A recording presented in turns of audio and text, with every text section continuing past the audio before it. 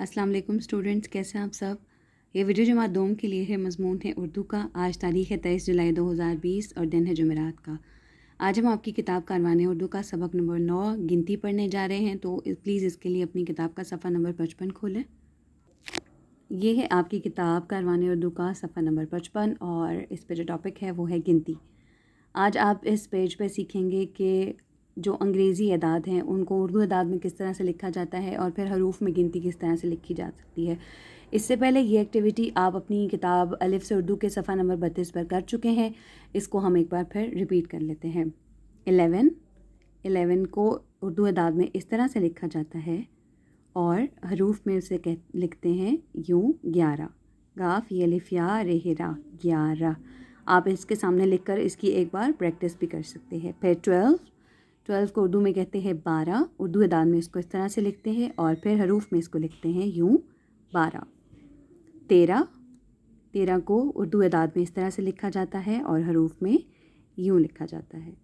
फिर है 14 को उर्दू अदाद में ऐसे लिखते हैं और हरूफ में इस तरह से लिखा जाता है। ये सारे जो गिनती को जो हरूफ में लिखा है, आपको अपनी आसानी के लिए आप ऐसे कर सकते हैं कि एक एक बार इसके सामने आप लिखकर प्रैक्टिस कर लें ताकि आपको लिखना आ जाए। 15 को उर्दू अदाद में इस तरह से लिखते हैं और हरूफ में यूँ लिखते हैं। फिर है 16।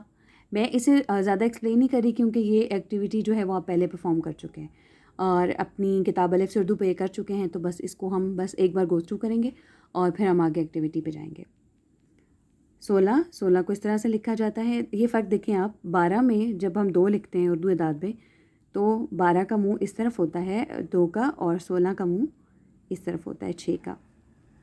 ठीक है, तो उर्दू हरूफ में 16 इस तरह से लिखा जाता है। फिर है 17 को उर्दू अदाद में ऐसे लिखते हैं और हरूफ में इस तरह से 17 लिखा जाता है।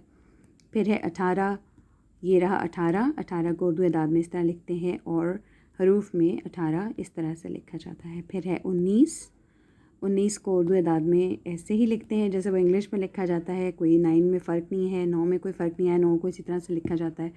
लेकिन उर्दू हरूफ में 19 इस तरह से लिखते हैं। और आखिरी है 20 देख लें आप, उर्दू अदाद में इस तरह से और हरूफ में 20 को यूँ लिखा जाता है। सो प्लीज़ एक बार इसके सामने उर्दू अदाद के सामने भी लिखिएगा और हरूफ के सामने भी लिख के प्रैक्टिस ज़रूर कर लीजिएगा।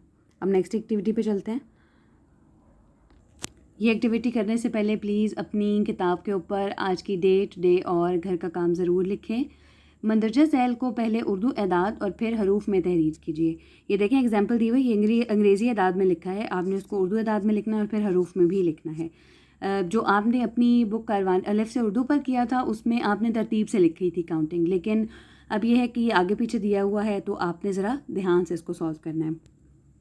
ये देखिए एक एग्ज़ाम्पल दी हुई है 6 और उसको उर्दू में इस तरह से 6 लिखते हैं उर्दू अदाद में और हरूफ में 6 यूँ लिखा जाता है। अब उसके बाद दिया हुआ है 3 को आप उर्दू अदाद में लिखिए और फिर हरूफ में लिखते हैं।